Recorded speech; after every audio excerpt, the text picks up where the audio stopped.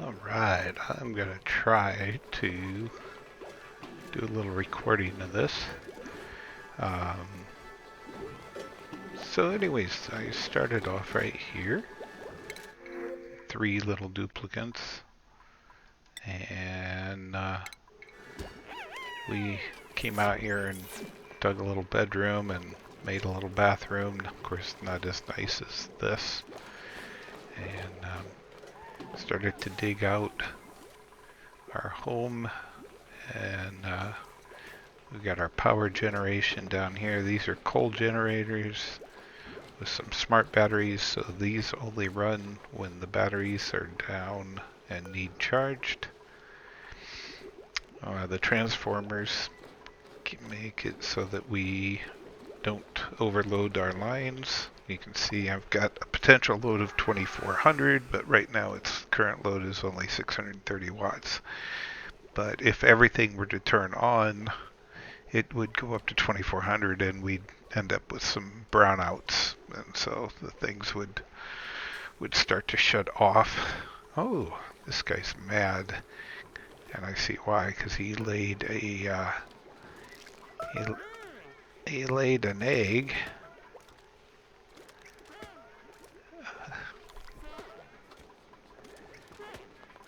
Oh my gosh, is he gonna kill him or what? I think I better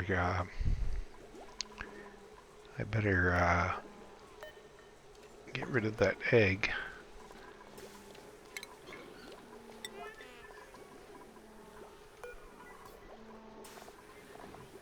So we got an egg cracker up here, so what we can do is just have it, and I thought I had, yeah, here it is, a pinch row. So they should sweep that egg.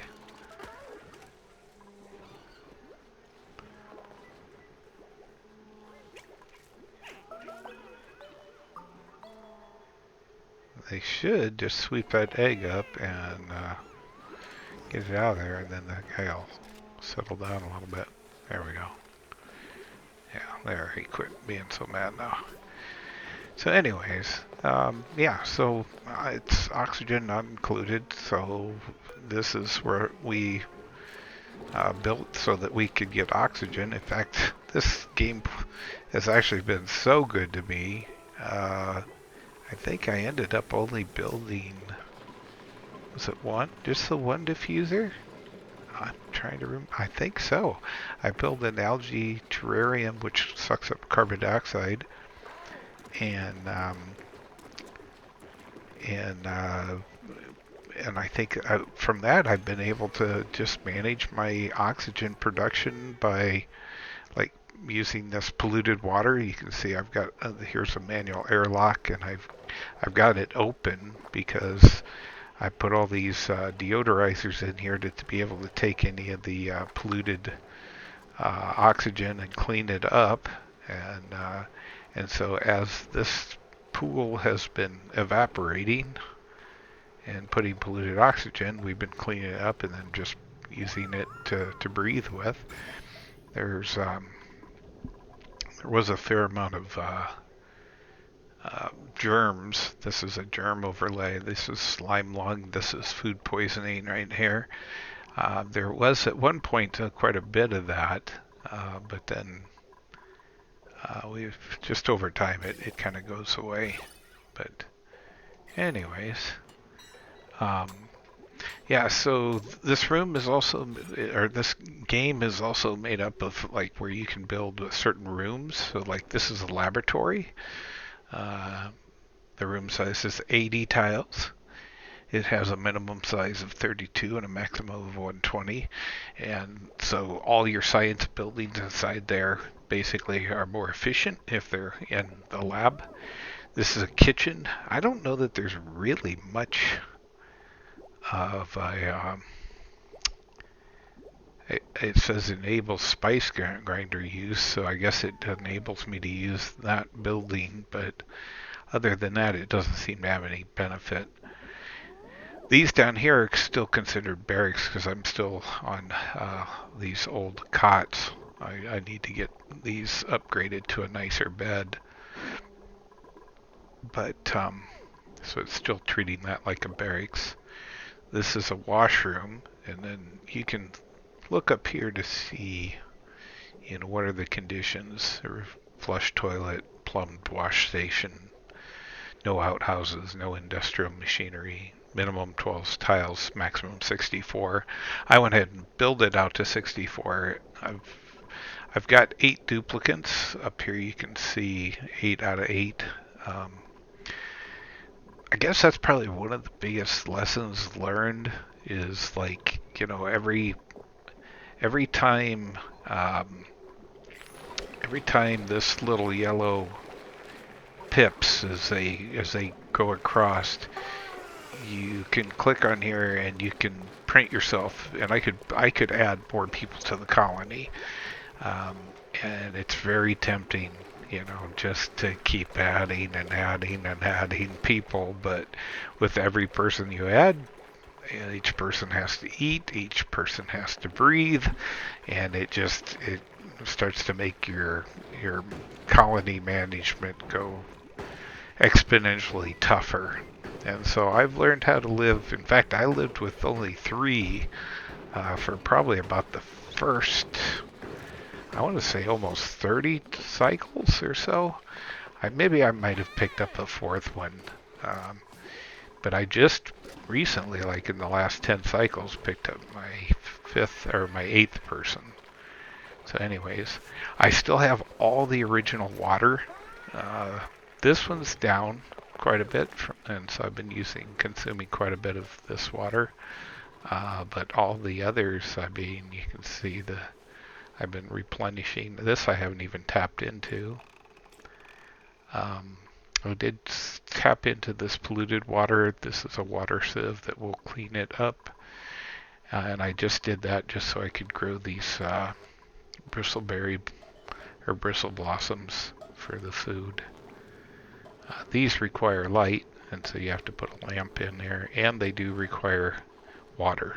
And so if I go to my water overlay, you can actually see the little blue pips that slowly draining into here. So it just continually is consuming water, which is good because water is getting to be an issue. I have this pool over here. This is a geyser, a cold saltwater geyser.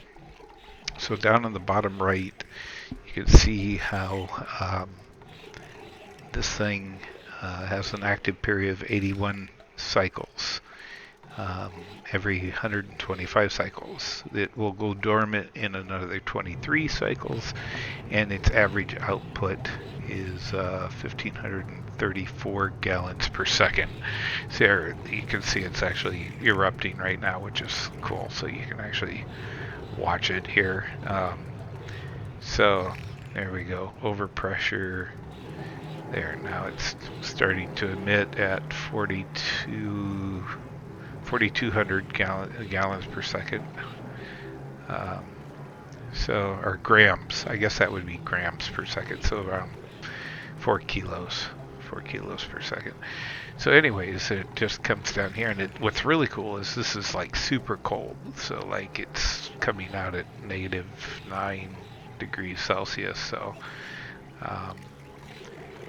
and so anyways, I'm using this to try to help cool my base. If I hit F3 here, yeah, you can see blue is cold, red of course is hot. So anyways, it comes over, the water. Let me go to my pipe overlay. You can see the water's coming in and then coming down. Then it's getting processed in a desalinator, and so this thing's taking the salt out. There's a big old pile of salt where it's been running.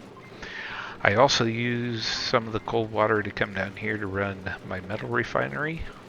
But right now my metal refinery can't run because I got too much water in the lines, and so I'm trying to do my best to use up some of this water. I may have to just expand this pit out a little bit so that I can keep that thing running.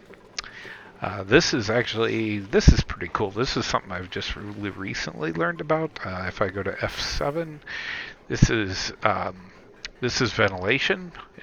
Blue squares are oxygen, and the pink ones here are hydrogen.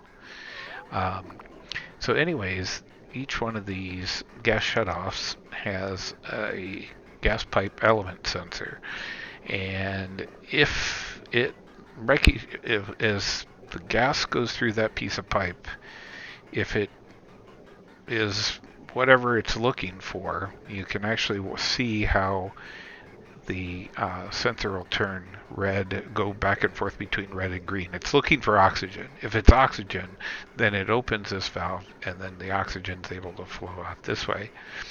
If it's not, well, this was, of course, hydrogen, so it flows down till it hits that valve or that element sensor, and then that element sensor says, yes, that's hydrogen, so I'm going to send it up there. So this black one, of course, is carbon dioxide, so it's going to come through. I think it gets filtered right away. Yeah, the very first one. So the first one, and then so all my carbon dioxide is coming down, and then I'm dumping it right on top of a carbon skimmer. And so this thing removes carbon dioxide from your base. And so I just dump the carbon dioxide right on top of that and erase it, get rid of it, so I don't have to worry about it. The oxygen, on the other hand, then gets pumped through my base. I have a little station right here that has an oxygen mask for anybody that needs to go into this room, because this room's full of chlorine gas, and so they can breathe. Then I did have a valve here, but this room was staying oxygen. It had enough oxygen. I didn't need to worry about it anymore. And so then, but I am still dumping a little oxygen here. I also, as this goes down, there's a few vents as you go down, and then eventually it gets down here to where there are these atmospheric suits, and I'm getting oxygen coming into there to fill those suits up. But anyways, it's not coming in very quickly right now, but then I had kind of a buildup of excess oxygen in this area, so I had built another pump here. It's kind of cool. You can actually automate some of this. So like this is an atmosphere sensor, and it senses anytime there's more than 150 grams of pressure. If there's more than 1,500 grams of pressure, then it turns the pump on and it starts to pump. And so this way you're not, depleting all the oxygen out of this area, but I am taking and redistributing some of the excess oxygen. Here's where the hydrogen was coming from. I have an electrolyzer here that's breaking water down into oxygen and hydrogen. And then this pump here, I just have it running based on the atmospheric pressure, and it's, removing those two gases as it goes. There is an actual design for a machine. It's called a SPOM, self-powered oxygen machine. And I've taken the time to build them. They're not super easy, and they're not super hard to build. They're just kind of the thing is after I learned all these different ways of filtering that don't require energy and stuff, I don't see the sense in taking the time, and it's such a large build. And so anyways, yeah, that's all I'm doing right now. That's burning up some of my water, but not nearly enough. In fact, I had to start filling up a new pit down here just to try to keep getting rid of it. And then I have another carbon skimmer down here to get rid of more carbon dioxide. I have more carbon dioxide being dumped on it. These are gas tanks that are filled with natural gas. I found a geyser over here. This thing's probably about ready to go dormant. Yeah, about 22 more cycles it's going to go dormant. And when it does, I'm going to get in here and clean up some of the rest of this and kind of, condense this a little bit. These are petroleum generators. This is awesome. This is the first time I've actually ever been able to really use them. These things generate 800 watts a piece, so 3,200 watts of electricity are coming out of here, going up, filling these batteries, feeding these transformers, feeding this line here. Then it's also, I've got it actually coming up here. I had been powering everything with the coal, and my coal levels were getting down. I think at one point I had less than 8 tons of coal, and now you can see I'm actually up to 62. These hatches, these are little critters that are found on your map. I've been ranching them. I ranch them primarily for coal because they eat. Just like this guy just got done eating, and then shortly after he will excrete out some coal. Yep, there he comes. Here comes the coal, and then my auto sweeper sweeps it up, puts it into the conveyor loader, and then the conveyor loader sends it. If I hurry up and can get to the shipping thing here, there's the coal, comes up here and then gets dumped out on the ground. There is a storage cabinet right here, but it's full right now, so but otherwise the sweeper would pick it up and then put it in there, or it will automatically feed the coal machines. Anyways, the two batteries, I had this battery set up on a automation wire. Let's see, let me go. And this automation wire actually runs all the way back to these natural gas generators, and these are what are powering my base primarily right now. If, let's say, they weren't able to keep up, let's say like when the geyser goes dormant, then this battery here would drop down low enough to where the coal could actually kick in and then provide all the power to the base. So kind of a backup to a backup. And then that's kind of what I'm doing here. This is all hydrogen that's stored. And there is this machine right here, which is a hydrogen generator. And so, but this amount of hydrogen right here, like 2 of these would go through it in no time. So it's kind of like just a emergency backup, I guess you might call it. I don't know. But any which ways, I'm going to need some way of getting rid of hydrogen because, again, my water problem can be alleviated by burning up water in electrolyzers. So I'm going to need to build more electrolyzers and start producing more hydrogen. And when I do, well, then there's more hydrogen to feed into generators. So, but my biggest challenge right now is I've been working my way down through the map, and when you get down to the very bottom is where you finally get to where the oil is, and the oil is needed for a lot of different things. And so anyways, I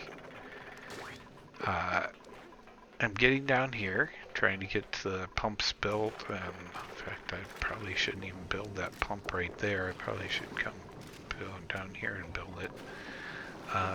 But any which ways, I'm going to bring and pump that oil all the way back up here to this oil refinery, turn it into petroleum, put it in there, and then from there I will eventually put down a polymer press. Here we go. put down one of these guys, and then I'll be able to start making plastics. And that's my next challenge right now, is just trying to get these machines up. I'm also building a couple more natural gas generators down here to power all of this. And then, oh yeah, so there's metal all throughout the map. So like I have these guys digging in here because this is copper. Um, in here is iron, so all scattered throughout the map you can find areas where there's different metals and things. Now steel, of course, you have to manufacture, in the refinery here, and that's what I'm trying to produce some more steel here. But anyways, of course, uh, these metals then could be finite, except for up here, as I was digging around, I found an iron volcano. And of course, the only problem with this is it produces molten iron at 71 kilograms per second, but it comes out at 2,526 degrees Celsius. So needless to say, I'm gonna need to have some way to deal with all the heat that this thing's gonna produce, which is not much of a problem, as long as I can build a steam turbine. Oh, I guess I don't have that researched yet, and so I'll have to come down here to my research bench and then start looking, and right there it is, the steam turbines in the solar panel. And so anyways, I'll get that research going so that they can start researching that. But yeah, so anyways, that's a quick kind of overview of the game. It's definitely a fun game. I think I have probably close to 600 hours in this game, I guess now. It's a thing where I play it for a while and then I get so discouraged, and I just kind of give up playing it for a while, and then I come back to it later. The one thing I will say is you're definitely going to lose. There's no way that anybody could ever pick this game up at the very beginning and then win the game. It's a learning process. It's the big thing that kills most bases is heat. And the one thing, you can see how I'm cooling. I'm trying to cool. This area is really hot, and I need to be using this coolness over here to help cool this some more. But any which ways, and again, I'm going to have to really make sure I manage that well. But overall, my base is a lot cooler. I've seen my base get so warm that I couldn't even grow food. So, anyways, I cut it off here, but just wanted to kind of give you an overview of the game. Hope you enjoyed this and have a great day.